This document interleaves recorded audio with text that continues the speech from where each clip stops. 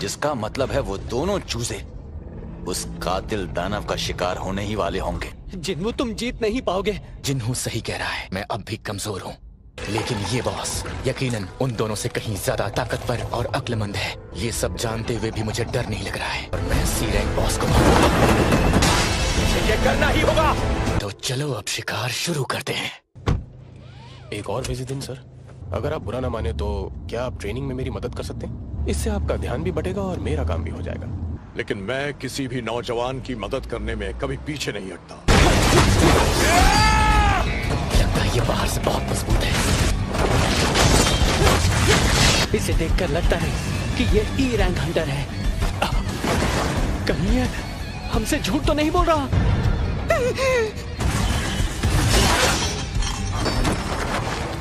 मेरे सारे वार भी असर क्यों हो रहे हैं? अगर मेरी थकावट का लेवल बढ़ा तो मैं धीमा पड़ जाऊंगा। इससे पहले मुझे इसे मारना ही होगा। शायद इस खंजर की एक खासियत मेरे काम आ सकती है। मुझे कमजोर हिस्से पर वार करना होगा। ऐसे? बस यही देखना बचा था। ये चीज तो कुछ ज्यादा ही खतरनाक निकली। अब मैं रफ्तार के साथ उस तक पहुंच सकता। बात नहीं बनी, तुम्हें बाद में मार करता रहूंगा। अब यार फिर करना क्या चाहता है? बस पहुंच ही गया।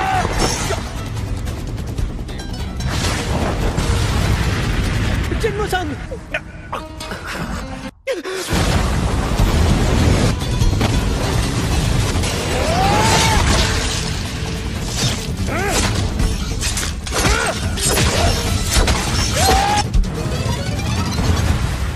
डेली मिशन का इनाम मेरे सही वक्त पर काम आ ही गया।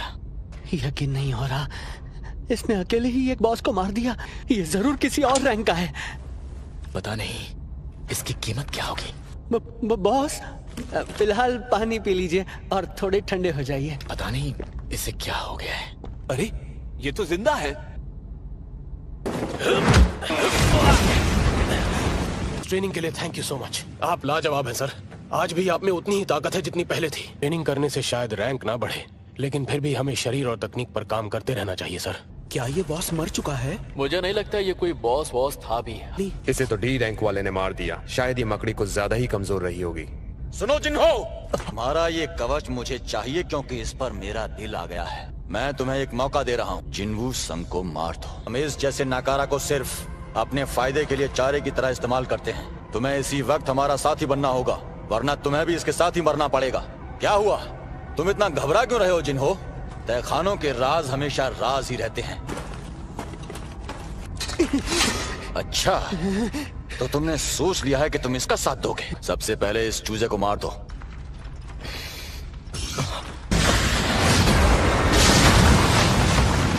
बॉस, तुमने कहा था तुम इस चा के साथ ए रैंक तहखानों की ट्रेनिंग शुरू करने वाली हो। हम एक ए रैंक के दानव के सामने बहुत जूझ रहे थे। उन्होंने पल में उसे हरा दिया।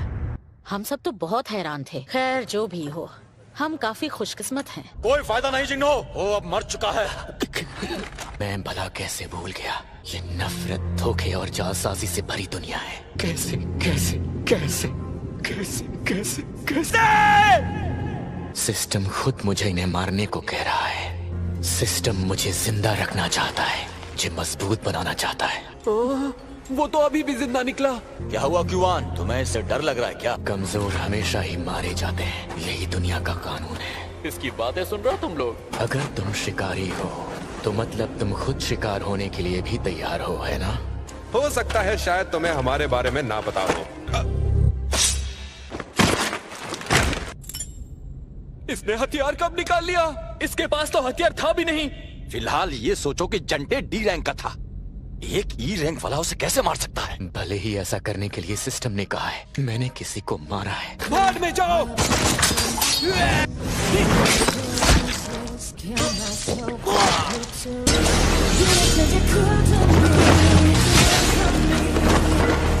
ये ताकतवर है, उस दानव बॉस से कहीं ज्यादा ताकतवर। मैं पल भर में मेरी पूरी टीम खत्म कर दी। माना मैं एक सी रैंक हंटर, लेकिन मुझे इन जैसा बिल्कुल मत समझना। इसकी ताकत इसकी रफ्तार और इसके खंजर की खासियत में है। आप ताकतवर हैं। आखिर ये हुआ कैसे? रुको, रुक जाओ प्लीज, मुझे मत मारो।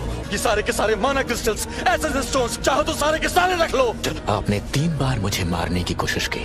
आपने ही कहा था ना कि तहखाने का राज तहखाने तक ही रहता है। तुम नहीं जानते मेरा भाई कौन है।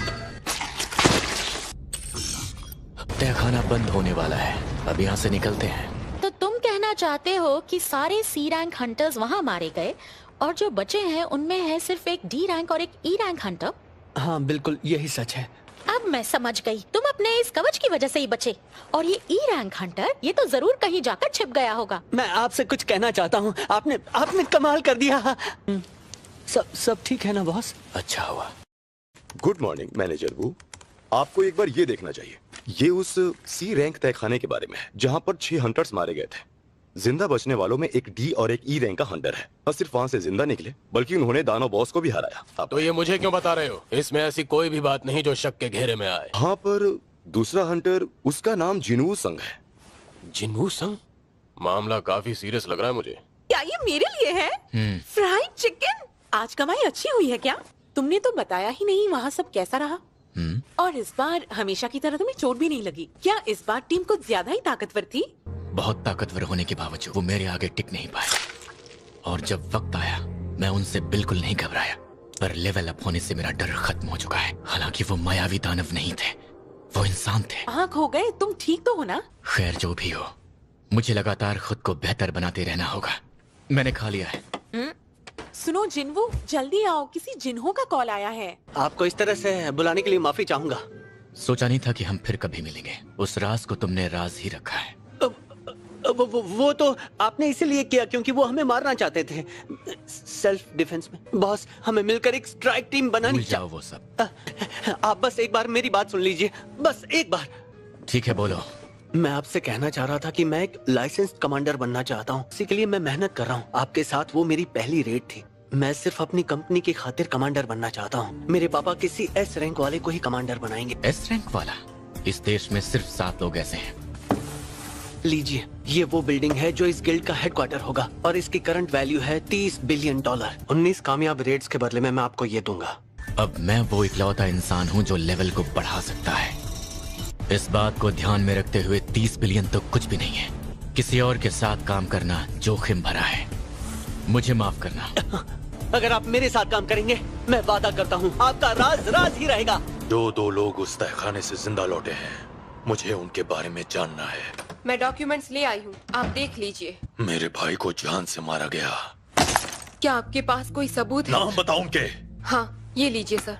D rank hunter Jinho Yoo और ई रैंक हंटर जिनवू संग। उल्टी गिनती शुरू कर दो क्योंकि तुम्हारे पास वक्त नहीं है।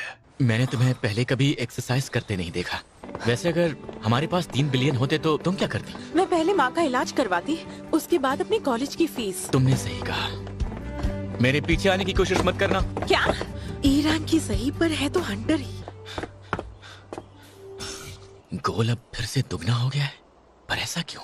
इस बार मुझे 2 लूट बॉक्स मिले हैं, लेकिन पहले मैं ब्लेस्ड रैंडम लूट बॉक्स खोलना चाहूंगा।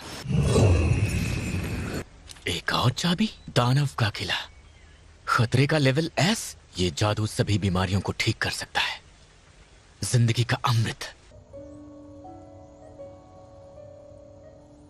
अगर ये जादुई अमृत, इसे पाना ही होगा। अगर खतरे का लेवल तहखाने के लेवल जितना ही है, तो जरूर वहां उस जेजू आइलैंड जैसा ही कुछ होगा, जिस आइलैंड पर वो सारे एस रैंक हंटर बुरी तरह हारे थे। ये उम्मीद से भी ज्यादा डरावना है। जो भी हो, मैं इतनी आसानी से नहीं मरने वाला।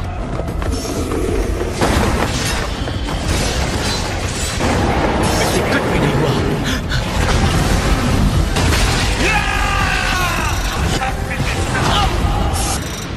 ये क्या, आगे से भी कम? काम हो गया।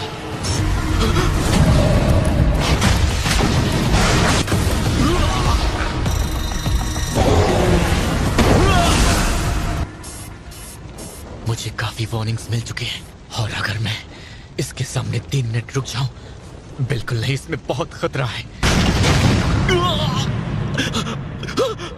आखिर ये चीज भला हारेगी कैसे? मुझे कोशिश करनी होगी।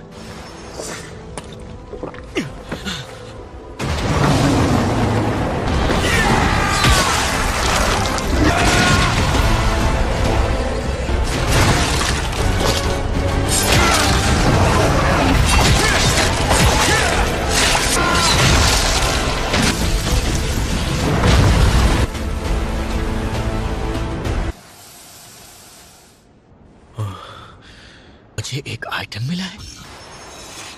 इससे मुझे मेरी ताकत का सही अंदाजा लग गया है। अगर मैं इस वक्त अंदर गया तो मारा जाऊंगा। मैं वापस जरूर आऊंगा। सभी बीमारियों को ठीक करने वाली दवा। ये दवा खास तौर से 3 चीजों से मिलकर बनती है, पर उनमें से एक भी चीज मेरे पास नहीं। हालांकि मैं जानता हूँ कि वो कहाँ मिलेंगी। खुद को मजबूत किए बगैर किले में जाना महज खुदकुशी होगी। मुझे और ताकतवर बनना होगा। अब हालात बदल चुके हैं। मैं तुम्हारे साथ बची हुई 19 रेड्स पर जाने के लिए तैयार हूँ, लेकिन उससे पहले मेरी एक शर्त है। सभी रेड्स में हम अकेले ही जाएंगे।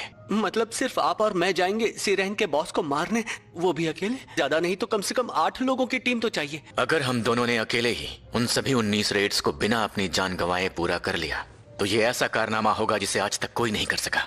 इससे तुम्हें नहीं लगता कि तुम्हारे डैड का तुम्हारे ऊपर यकीन और बढ़ जाएगा? मैं पूरी तरह से तैयार हूँ बॉस।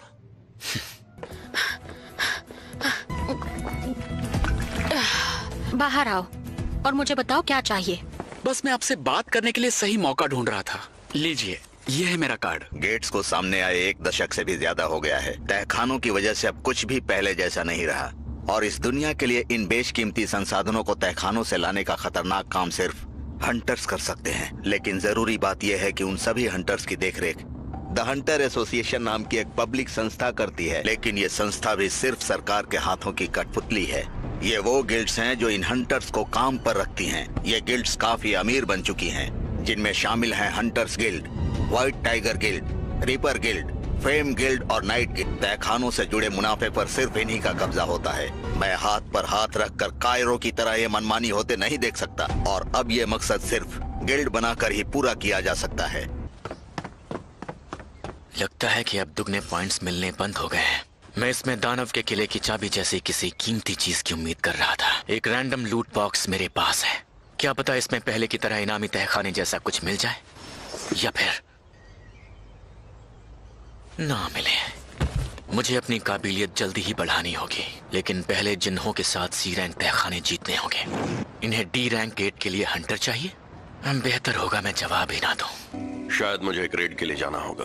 तुम जानते हो ना इसमें कितना खतरा है। सही कहा, पर कर भी क्या सकते हैं। एसोसिएशन कभी भी किसी लो रैंक हंटर को खतरनाक तहखानों में नहीं भेजती। जो तुम्हें ठीक लगे, प्लीज अपना ध्यान रखना। पापा, क्या आप स्ट्रांग हो? जानती हो, मुझसे बड़े बड़े दानव दूर भागते हैं। देखो, तुम हद से बाहर जा रहे हो।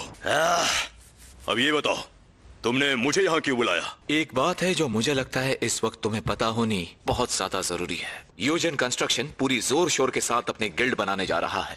मैं ये जानता हूँ, मुझे काफी जगहों से इस बारे में खबरें आ रही हैं, इसलिए अब सीधा मुद्दे पर आओ। बहुत दिन हो गए, तुमने हमसे कोई बात ही नहीं की है। सब ठीक तो है ना? मेरी मानो तो घर वापस आ जाओ और बिजनेस संभालो। तुम्हारे पापा तो पहले ही मेरी जिंदगी में और दखल देना बंद कीजिए। ये क्या बोल रही हो? अब मुझे कुछ करना ही होगा।